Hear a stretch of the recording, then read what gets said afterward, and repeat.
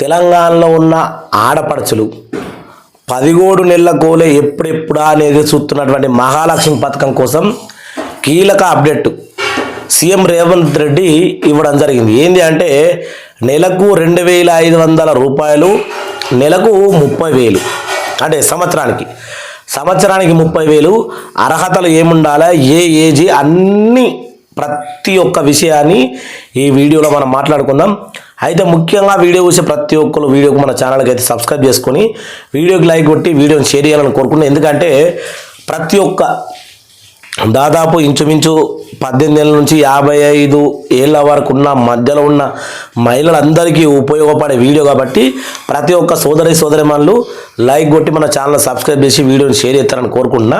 ముందుగా అసలు ఎవరు అర్హులు, ఏమేం డాక్యుమెంట్లు ఉండాలి, ఎప్పుడు ఈ పథకం స్టార్ట్ కాబోతా ఉంది, ఇవన్నీ తెలుసుకోవాలి. మనను ప్రశ్నించుకోవడం. ప్రతి మనిషిని పొద్దుగా లేవగానే మనం ఏం పని చేస్తాం, మన జీవిత విధానం ఏంది అని ప్రశ్నించుకోవడం, అది మన యొక్క ముఖ్య ఉద్దేశం. అంటే మన ఛానల్ యొక్క ముఖ్య ఉద్దేశం.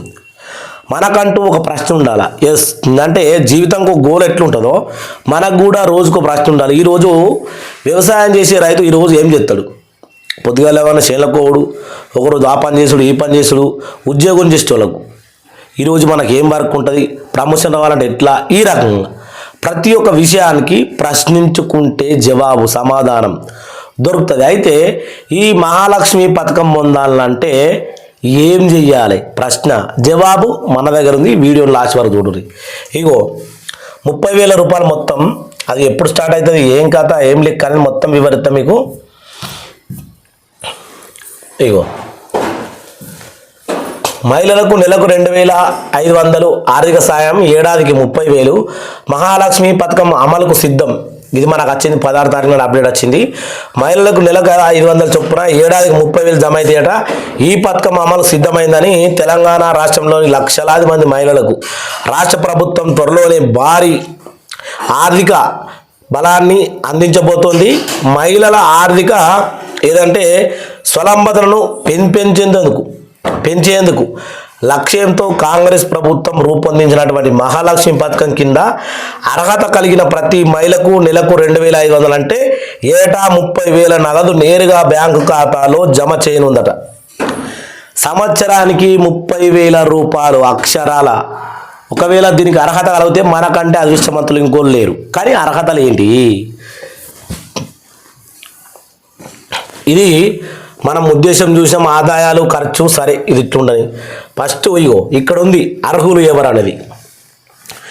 ఎవరెవరు అర్హులు? ఈ పథకానికి నిష్ఠ అర్హత ప్రమాణాలు ఉన్నాయి. వయసు 55 సంవత్సరాల లోపు అయి ఉండాలి.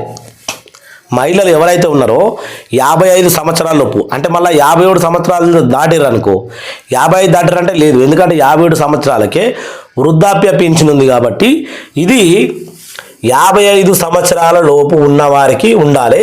తెల్ల రేషన్ కార్డు కలిగి ఉండాలి. ఇగో ఈడ మళ్ళీ ఇంకో గొల్లెం పెట్టి తెల్ల రేషన్ కార్డు పంపిణీ పూర్తి కాలేదు. తెల్ల రేషన్ కార్డు కలిగి ఉండాలి. ఒక కుటుంబంలో తెల్ల రేషన్ కార్డు ఉన్న వాళ్ళకి ఒక్కరికి మాత్రమే 2,500. ఇది మీకు అర్థమైతే కింద సమానం చెట్టు. తెల్ల రేషన్ కలిగి ఉండాలి. ప్రభుత్వ పింఛని పొందకుండా ఉండాలి.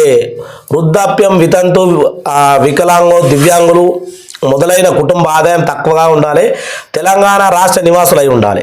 ముఖ్యంగా తెలంగాణ రాష్ట్రానికి చెందిన వాళ్ళు అయి ఉండాలి. ఎందుకంటే ఇప్పుడు మహారాష్ట్ర వాళ్ళు వీళ్ళు ఇక్కడ వచ్చి బతుకుతూ ఉన్నారు కాబట్టి చాలామందికి ఇది కాదు. ఇక పథకం ప్రారంభం ఎప్పుడు, లాస్ట్ విషయం ఇది.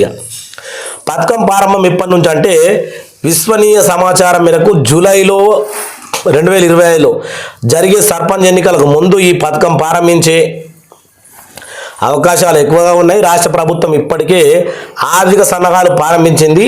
పథకం నిబంధనలు, అర్హతలు, అప్లికేషన్లు ప్రక్రియపై అధికారులకు సమగ్రమైన నిదానాలు రూపొందిస్తున్నారట. అంటే ఈ పథకం ఎప్పటి నుంచి ప్రారంభమవుతుందని చేస్తూ ఉన్నారు. ఇది లాభం. ఇడిగే లాస్ట్ వీడియో అయితే ఎంత లాభం. ప్రతి అర్హులారికి నెలకు 2,500 అంటే ఏడాదికి 30,000 రూపాయలు నగదు నేరుగా బ్యాంక్ ఖాతాలో జమ అవుతుంది. డబ్బు వాడటం పైన ప్రభుత్వం నియంత్రణ ఉండదు. అంటే నువ్వు ఈ రకంగా వాడాలి ఈ రకంగా వాడాలని ఏమీ లేదు. మన ఇంటి ఖర్చులకు వాడుకోవచ్చు. పూర్తి స్వేచ్ఛగా ఉపయోగించుకునే అవకాశం. అదే ఇప్పుడు నేను చెప్పినట్టు పూర్తి స్వేచ్ఛగా నీ అవసరం కోసం ఉపయోగించుకునే అవకాశం అనేది ప్రభుత్వం ఇవ్వడం జరిగింది. ఈడ ఇప్పటికే అమల్లో ఉన్న పథకాలట నిజంగా ఉంటే ఇప్పటికే అమల్లో ఉన్న ఇతర గ్యారంటీలు ఏంటంటే మహాలక్ష్మి పథకం ఇప్పటికీ అమల్లోకి రాలేదు. కానీ ఒకటి ఉచిత బస్సు, రెండవది 500 గ్యాస్ సిలిండర్ ప్రతి గృహిణికి, 200 యూనిట్ల విద్యుత్తు గృహజ్యోతి, 4వది ఇందిరమ్మ ఇల్లు పథకము, 5వది చేపల్లెల్లో రైతు భరోసా నిధులు వానాకాలం ప్రారంభించడానికి ముందు మద్దతు. ఇప్పుడు ఈ మూడు నడుస్తూ ఉన్నాయి. ఈ 2 ప్రారంభంలో ఉన్నాయి. ఏది ఇందిరమ్మ ఇల్లు, ఇప్పుడు వానాకాలం రైతు భరోసా.